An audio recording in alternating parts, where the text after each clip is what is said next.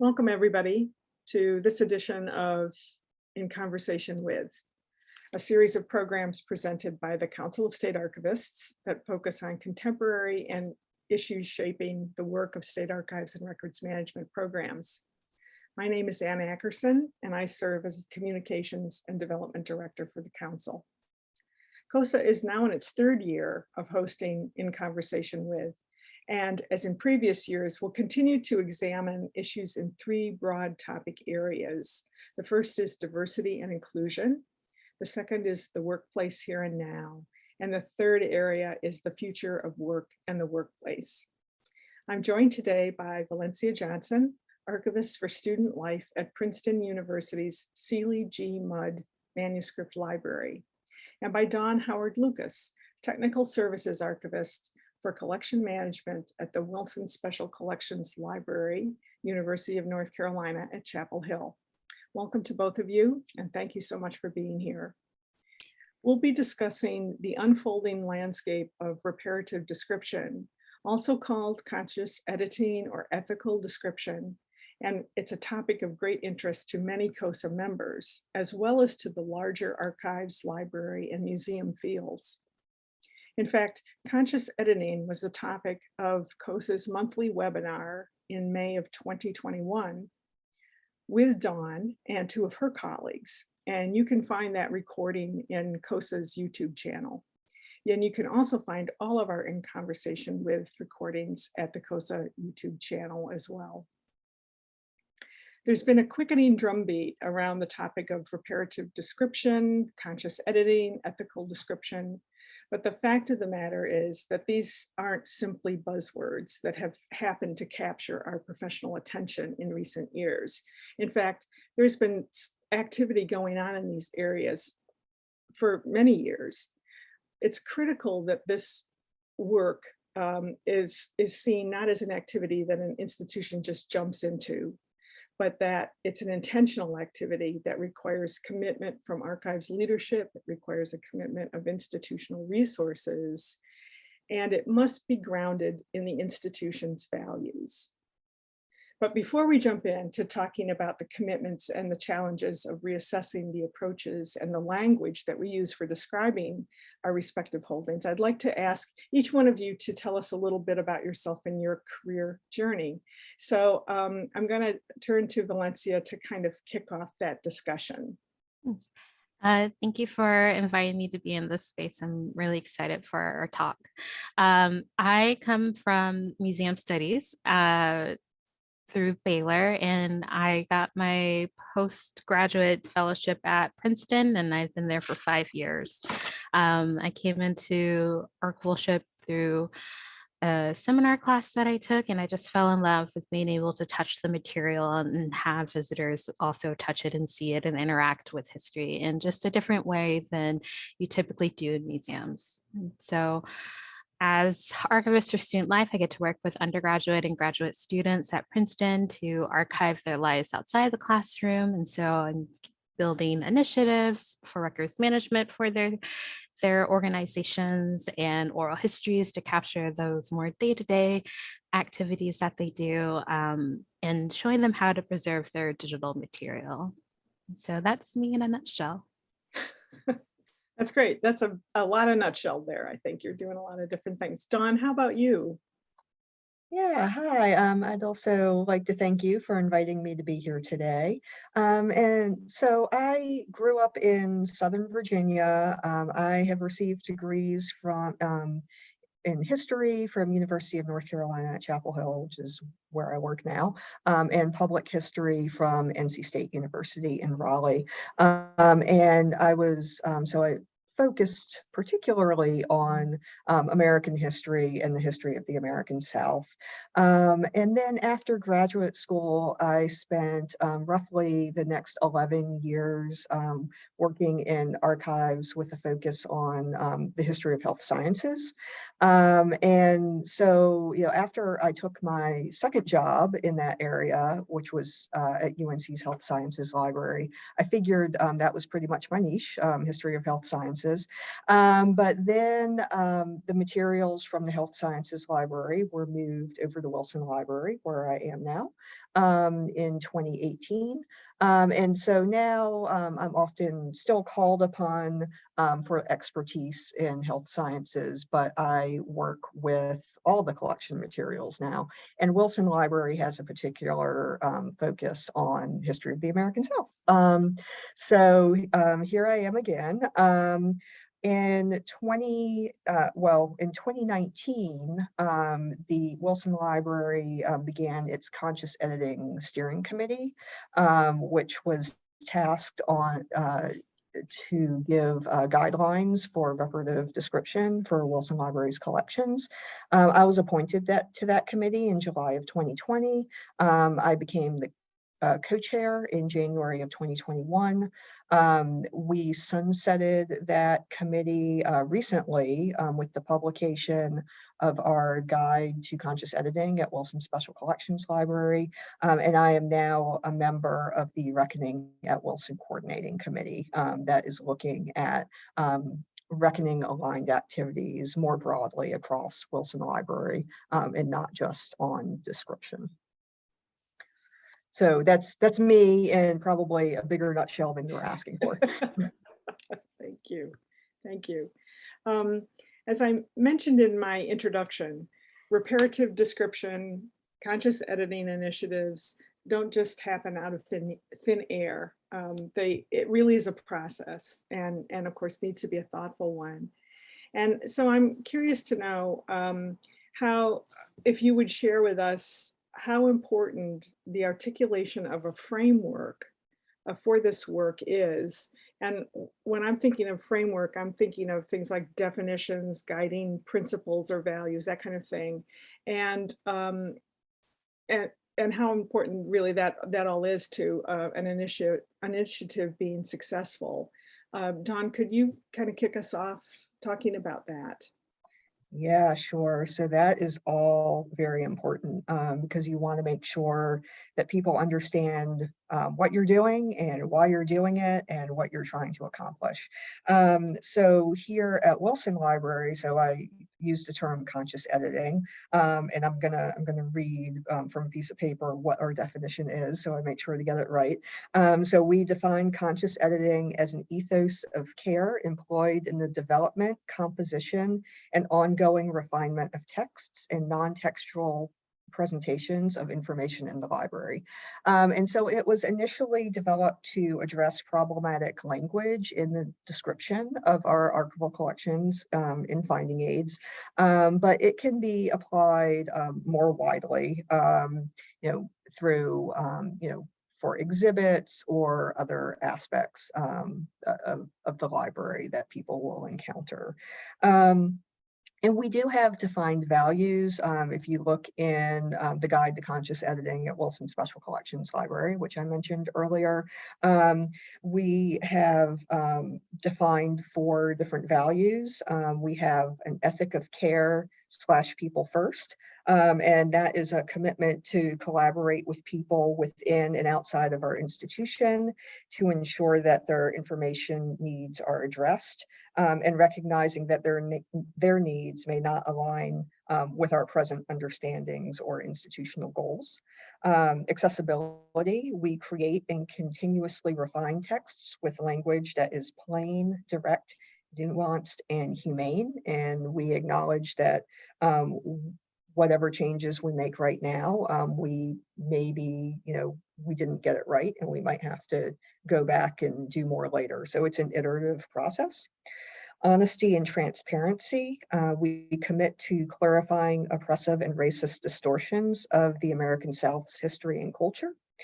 And equity. So we seek to center and recenter the voices of the silenced, marginalized, and unheard, and to approach work with respect for those whose lives are reflected in the collections we steward.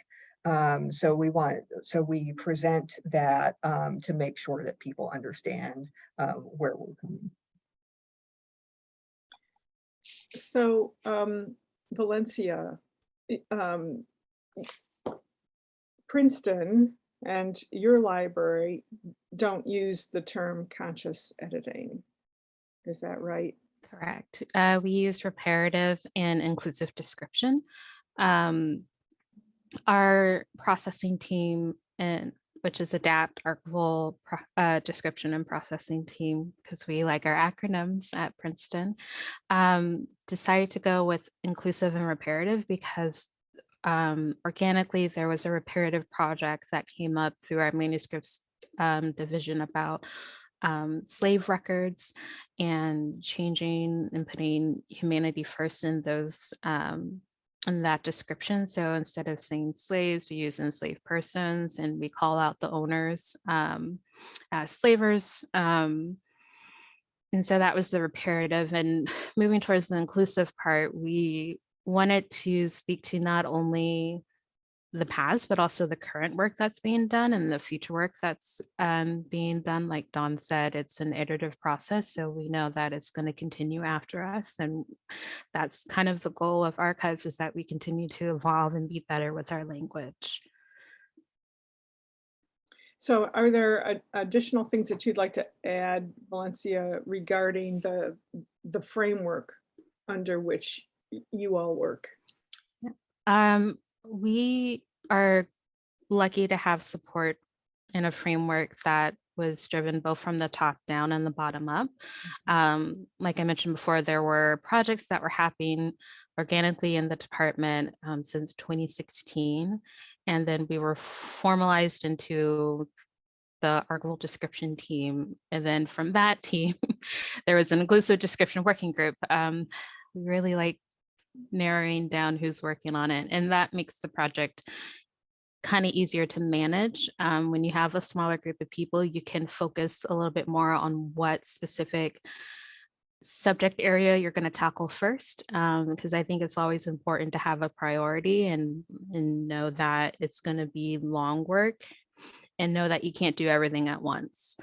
And so our framework is looking at where we've been with certain subjects that we knew were outdated. So like our slavery records, our records about women, and our Indigenous collections, and trying to build a reasonable timeline to first focus on slavery, because there was other outside projects that made it a little bit more prominent and timely.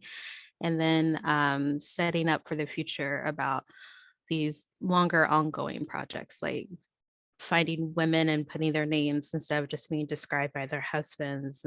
That's going to be ongoing because there are thousands of women in our collections. And then having our Indigenous collection, having that be a long-term, even longer term project, and building cohorts around that so we can help our description, because we want to make sure that we reach outside of just the Princeton community for these records, since that's where we acquired them, and reach out to community members to see if there are ways we can more ethically describe the material that we have.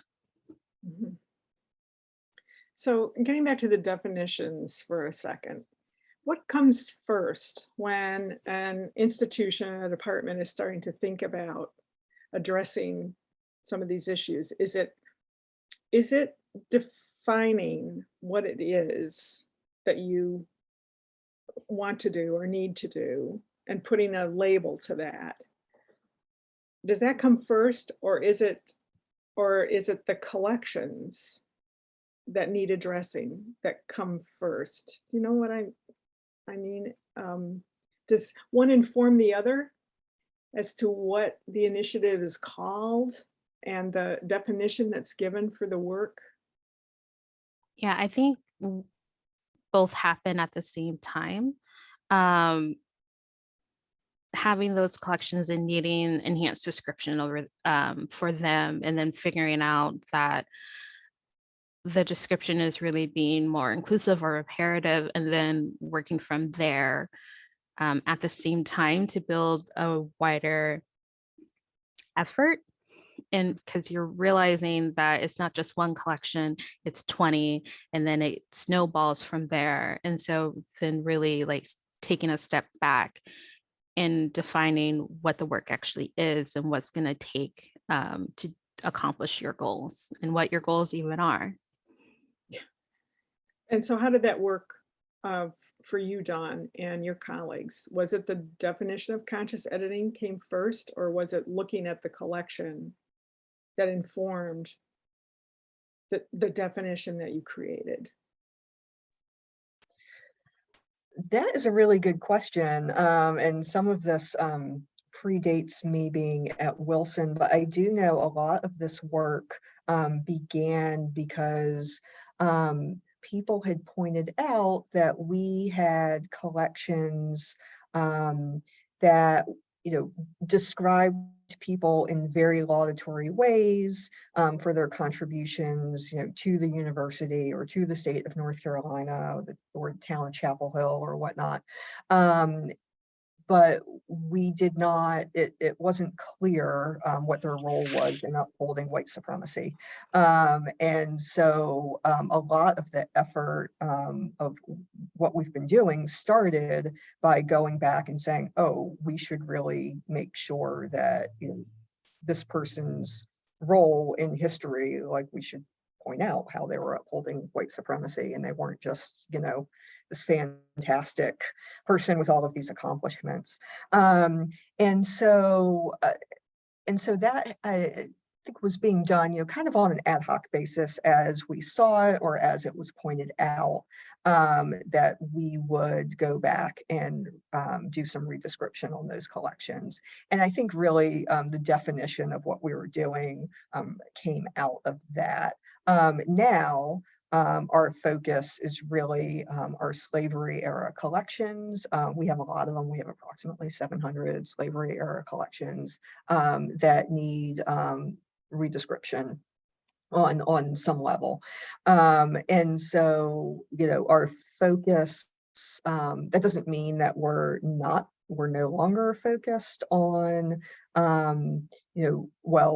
slavery era is upholding white supremacy, but I guess what I'm saying is even the collections that are outside of that slavery era, if someone points that out to us and says, wow, this is something that you really need to take a look at, then we'll still do that even if it's outside of that slavery era. But that's where we're focused right now. But I think, yeah, the definition came out of the work that was pointed out to us before that. We had also, I just want to mention, in 2017, we had begun adding ethnic and racial identities for individuals and families represented in collections. And so we started doing this, but really we had been doing that for a long time, but we had only been doing it if if the individuals or the families weren't white or weren't Christian. And so we were othering those communities. And so what we started doing in 2017 was, I guess the summary is we started, if someone was white, we started saying that they were white, which is something that we had not done before. And I recall, did you receive some pushback for doing that? We have received a little bit of pushback about it, not a lot, but the pushback that we have received has usually been from a white individual who questions why they've been identified as being white, because I think just white people are not used to being, called out as being white, even though they are. So in some cases, we have explained why we're doing that, and they'll say, "Oh, okay, well, that's fine. I never thought about that, but I understand." And sometimes they have asked us to remove that identification. Yeah, we started doing that on our Western Americana records, and we had a professor that provided some interesting feedback to us as well, as of asking, well, how do you know that this person would have identified as white, even though there's a lot of historical context given the time frame and just the way history in the country was set up, then that it's beyond a reasonable doubt. this person would be identified as white. It was nice to know that it's not just us. And we do have a statement on our finding aids explaining what we're doing, and that if we've misidentified or whatnot, that people can contact us and we can remove it. So how much education or consensus building do you and your colleagues spend in terms of just helping people, other colleagues, other people in the administration of the university understand the importance of this work? I would imagine that's kind of an ongoing activity, a part of what you do, but I'd be curious to know a little bit more about that and some of the activities that you've undertaken and have been successful at helping colleagues throughout the university system understand why this is important work. Dawne, do you want to take that first? Sure. So our initiatives here have been heavily supported by the library administration. So I'll start off by saying that we haven't really had to do any convincing or educating to the library administration. That has been very strong support from the beginning. We have we have given talks to various groups throughout the university, really more because they've shown interest, that they want to know more about our initiatives. So this will be classes at the School of Information and Library Science, also classes at NC Central, North Carolina Central University in Durham. We've done presentations to them as well. And we have also given a presentation to the Frank Porter Graham Child Development Institute at UNC.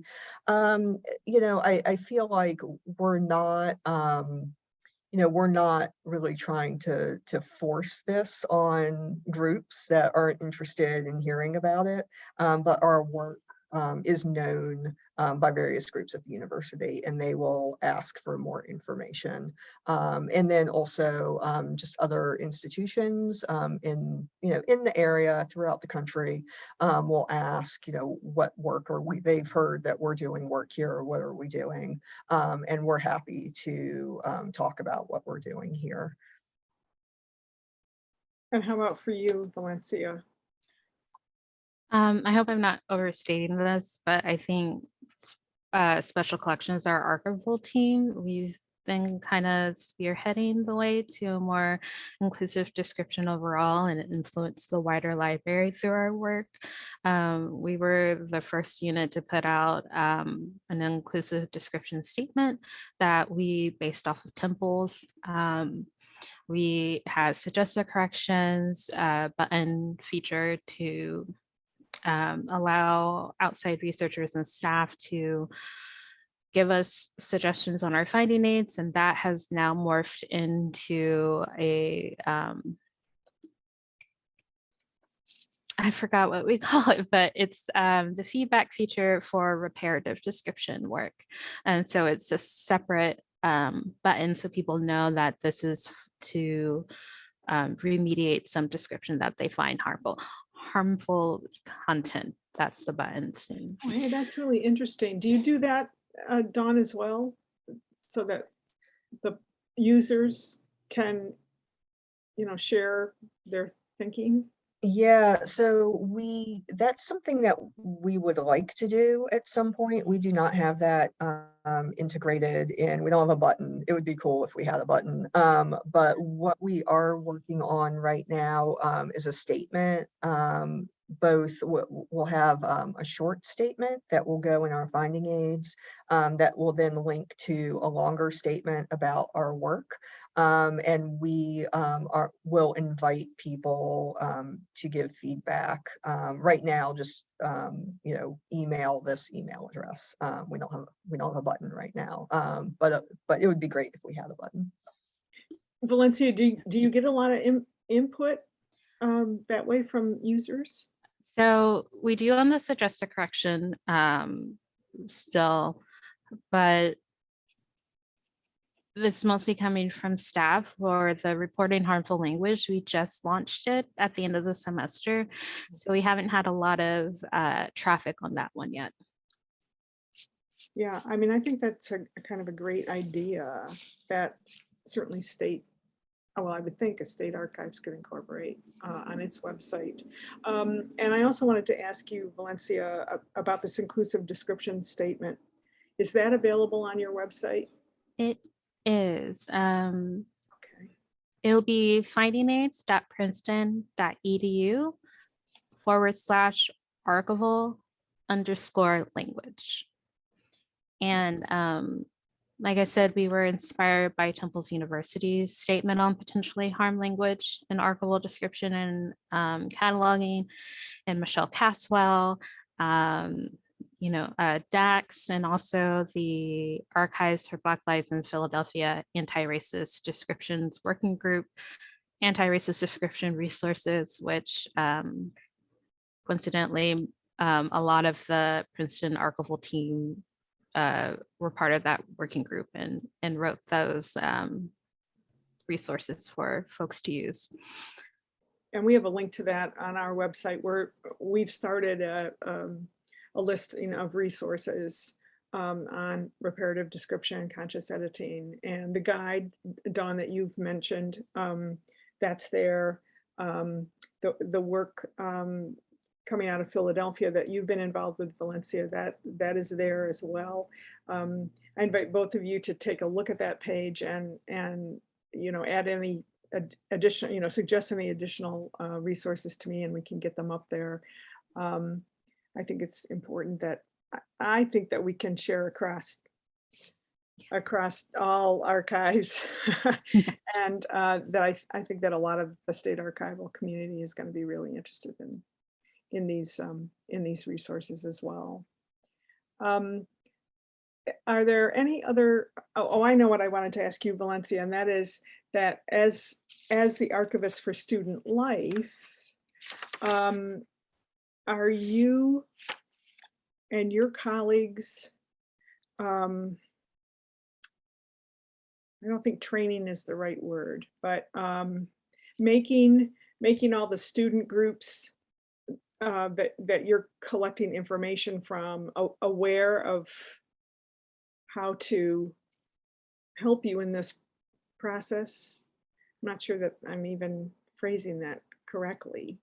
Like, are we able to, you're right, it's not teaching, provide information and assistance to student organizations on how to preserve their material in a way that allows them to have control over the description. I'm trying. I give the student groups carte blanche really to tell me how to describe their own records and what records they want to send to us. I worked with a lot of activist groups, and one of the communities that I found that was really supportive was Project Stand, which is student activism now documented.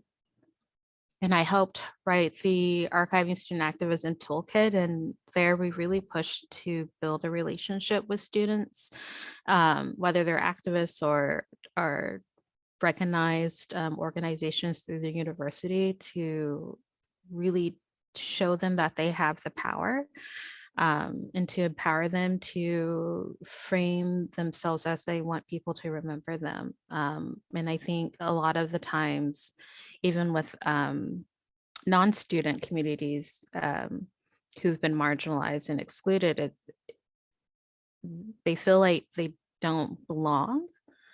And so really trying to make archives a space where they can see themselves, and not only see themselves, but feel empowered to direct change, is something that I've been trying to do, and it's ongoing, because you have to build trust where there's been some distrust that's been built. There we go. Sorry. Right, yeah, but Yeah. you're right. Yeah.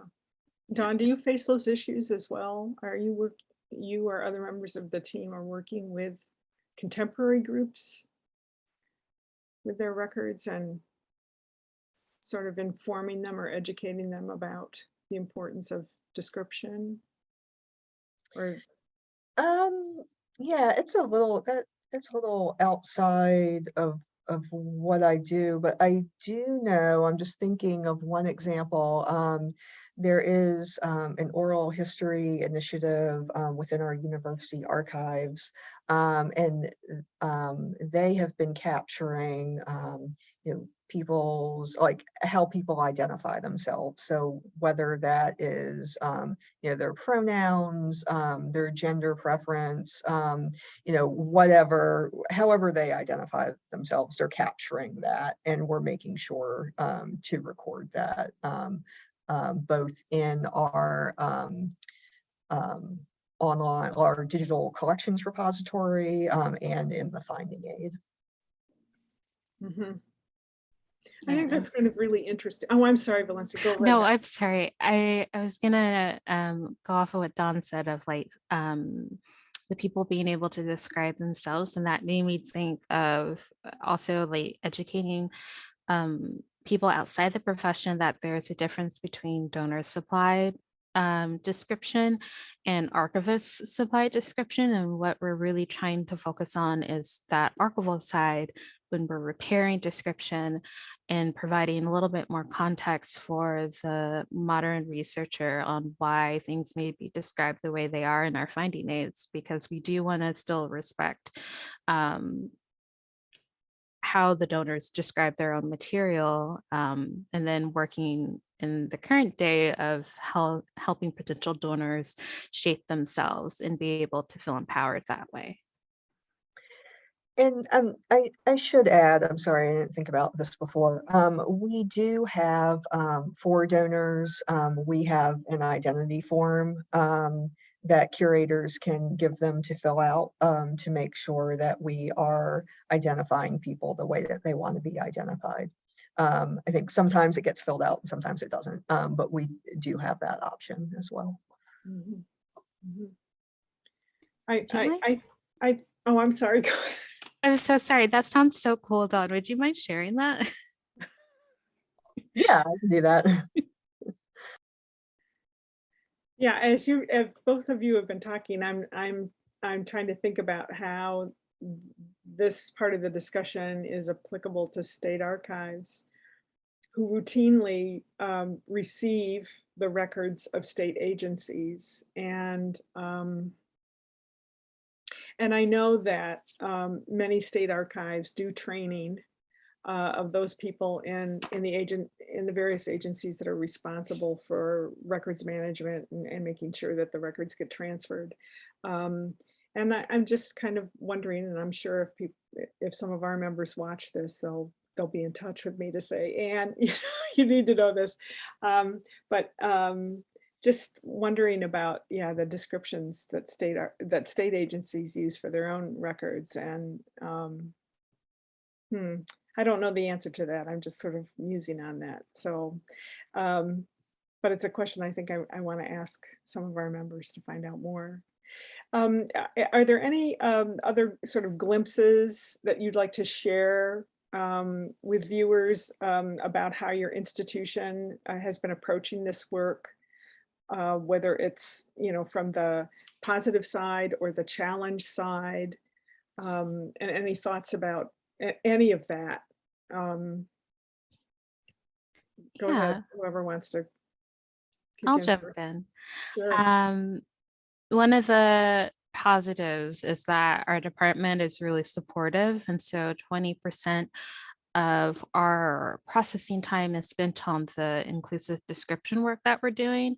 Even though, my library has recently come back, and with COVID, we have extensive backlogs, but still making it a priority to do that type of work has been really meaningful, because we're not just saying that we're doing it, we're actually putting in the resources to do it. And sadly, that's not always the case. Sometimes it's seen as an add-on instead of a routine part of your work as an archivist.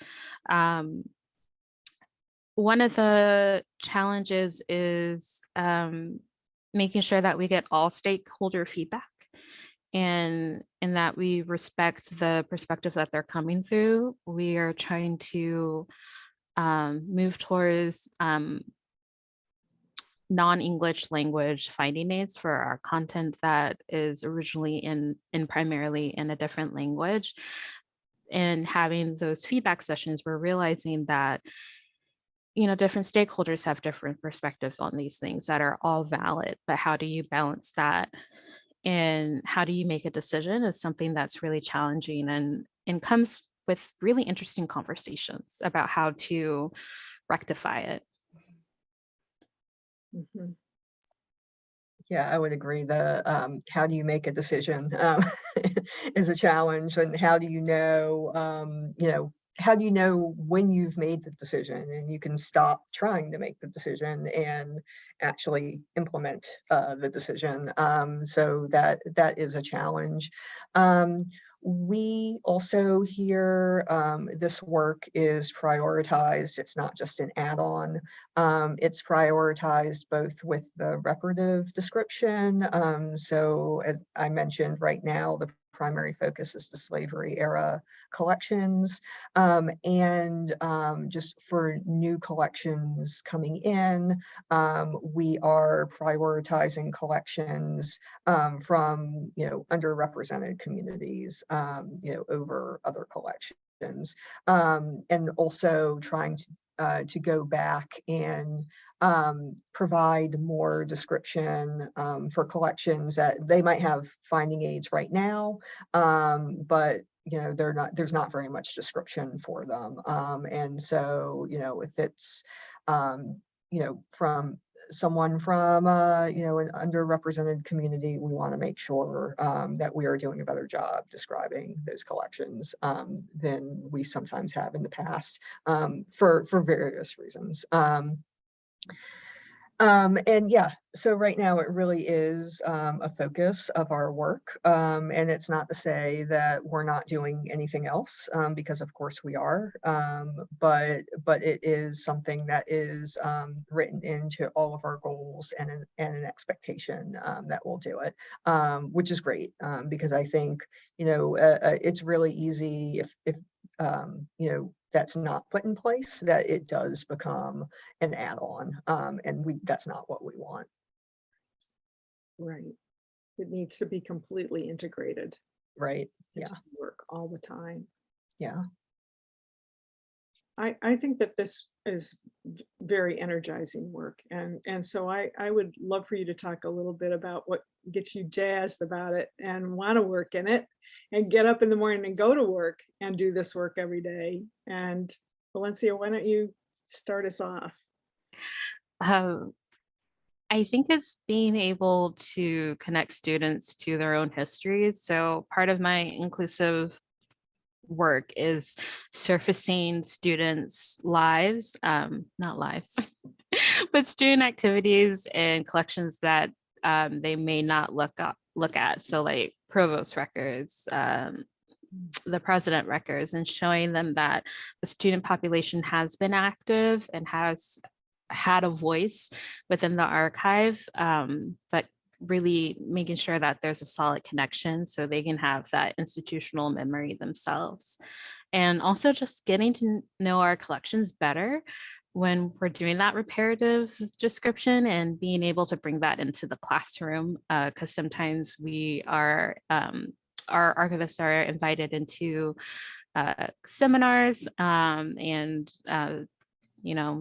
instruction classes. And so being able to bring that and show them that it's not just dealing with paper, but as active, an active profession, that they can be part of it, and that that language and culture continues to evolve, and that there's, I don't know, it's just that it's not boring. I love it. It's not boring, and it's it makes you think critically in a way that I don't think you're always able to do, and that students are able to do when it comes to primary research.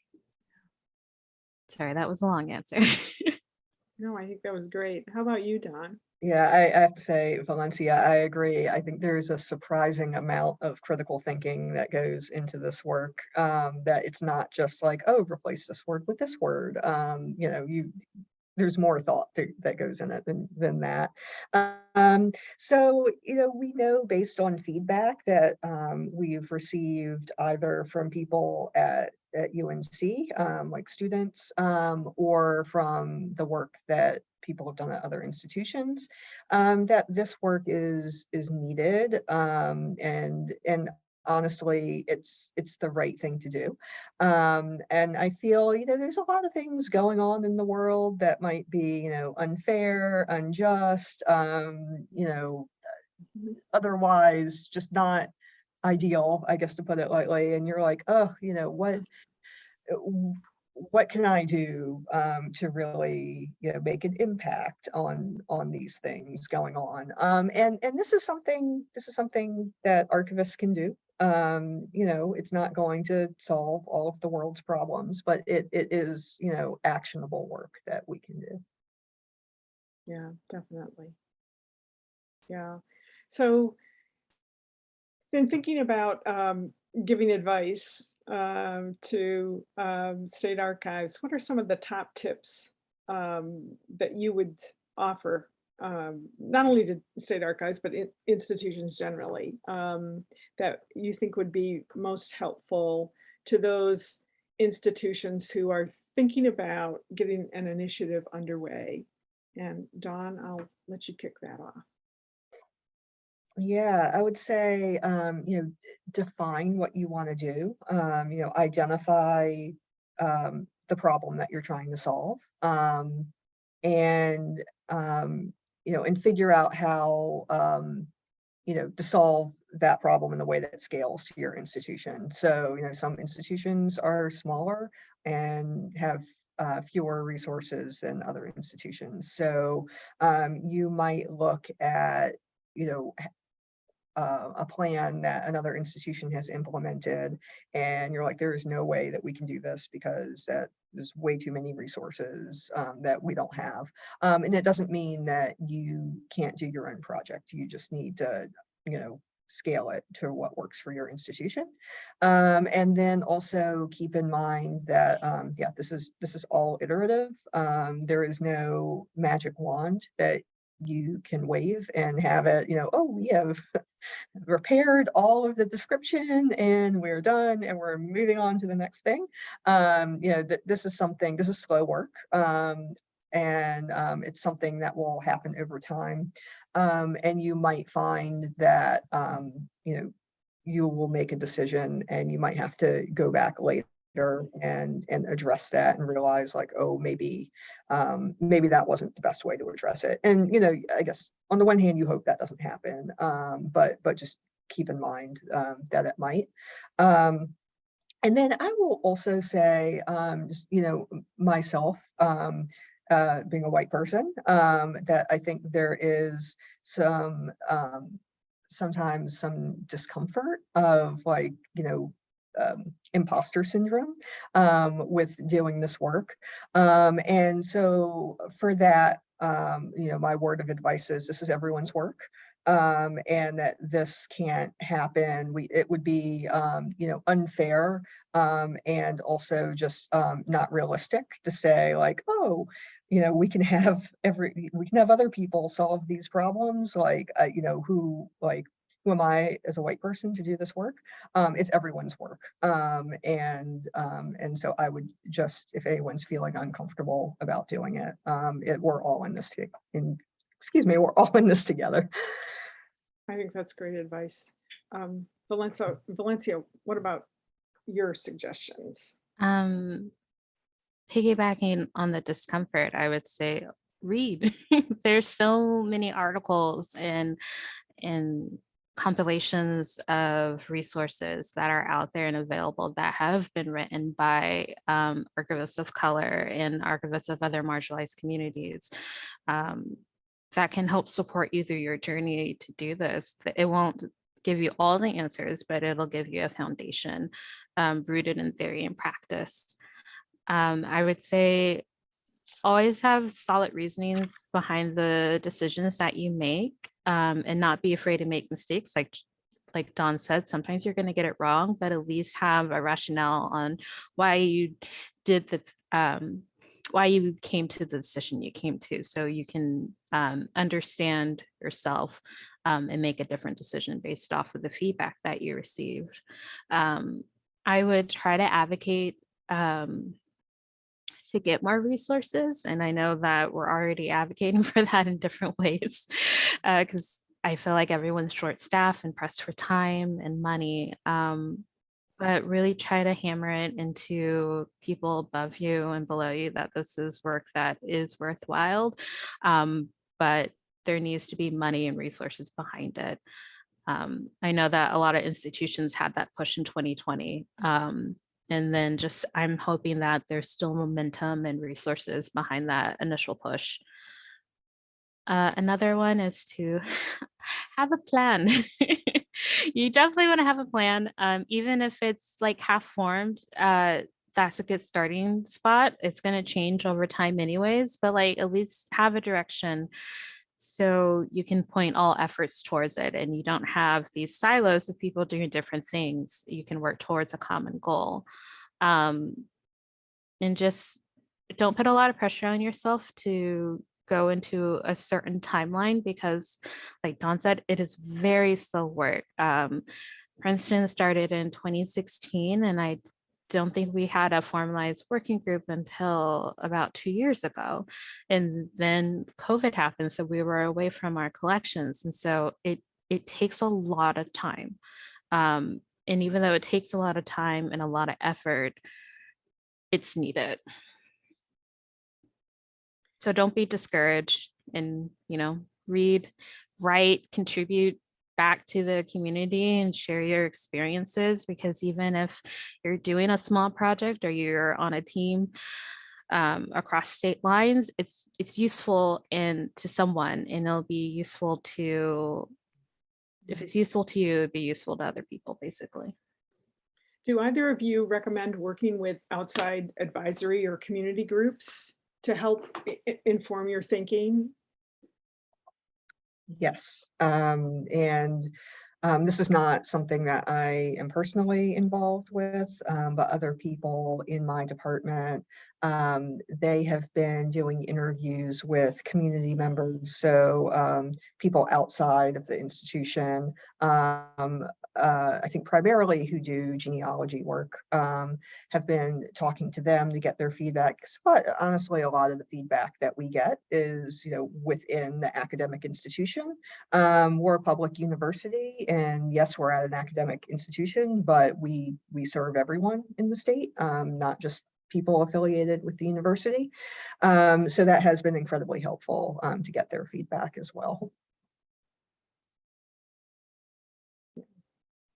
Yeah, absolutely. As I mentioned earlier, working with our indigenous collections, there's a whole new program that's going up in the university. So we're working closely with those faculty members in getting to know their connections to really help inform our work. And I know it was one of the recommendations on the resources, but we also recognize that it's very hard, and that even at Princeton with the co-authors, we still haven't done a lot of coalition building outside of the university. So we're trying to practice what we preach, but we also recognize that it's very hard. Well, I could see that kind of coalition building, working with outside or individuals or organizations, ought to be part of a plan. And as you were talking about a plan, Valencia, I was thinking, yeah, it's when you look at an entire collection of a library or an archives, and that can be so overwhelming that you really need to break it up into smaller chunks, I would think, and determining what chunk comes first. requires some, I think, deep thought, conversation, reflection, I would imagine. That doesn't necessarily immediately show itself, although maybe in the case of North Carolina it did with the slave records, the slavery records. That just seemed to be an obvious starting point. Would you agree with that, Dawne, or not? Yeah, I guess that was it's an obvious starting point, as well as we'll prioritize, other collections that are pointed out to us, or have a researcher, request or need for remediation. With the slavery era records, really just the challenge has been, since I mentioned we have about 700 of those collections, how do we prioritize that subset? And so that has been, we've come up with, we've prioritized some, some of them were like, oh, we had a lot of like single folder collections that didn't have very much description, so like those were kind of easy to do, like while we're all working from home in the summer of 2020. We have others that are highlighted in a couple of LibGuides, so we could prioritize those because they've already been called out, and then beyond that, how do we prioritize from there? So even yes, we're prioritizing slavery era, but then, within that, how are we prioritizing? And that can be sometimes a challenge to make those decisions. Mhm. One of the things that was really useful is using outside really crises to help bolster our priorities and our support for them. So during the summer of 2020, the university, influenced by the national and international protests, decided to do a huge campaign for anti-racism throughout the entire university. So we were able to leverage that to get more support and to help us really focus on our slavery records and trying to update some of the outdated language that archivists had previously used. And, with the way things are now, focused on women and being able to get some autonomy back to them. So yeah, I would say use what's happening nationally and internationally to leverage that and to help inform your prioritization, but also to get support from your institution as well. That's really great advice. I like this notion of using what's going on in the world as leverage. It certainly has proven to be important these last several years, certainly for all of us. Any final thoughts from either of you before we conclude our conversation? We've covered a lot of territory. You can do Yes. it. You can do it. Yeah. I agree. You can do it. That's great advice. Yeah, and you're in good company. There's a lot of other institutions also engaging in this work, so you don't have to, try to reinvent. You don't have to start from scratch. You don't have to reinvent the wheel. You can look at what's being done at other institutions, and some of you might adopt workflows and decisions made at other institutions, and other things you might say, no, we're not going to do that for whatever reason. But yeah, you don't have to start completely from scratch. Mhm. Yeah, I think there's plenty of opportunity for adaptation. And yeah, no one should feel as though they have to start from scratch, because so much good stuff has already been done and is being done. So I think that's a really positive note on which to leave this conversation. Valencia Johnson, Dawne Lucas, thank you so much for talking with us here at COSA about your work and the importance of this work. And I know that there will be a lot of our members and other people too who will tune into this video and hopefully share it with their staffs as well. So thank you once again. You can do it. Thank you. Thank you. You're welcome.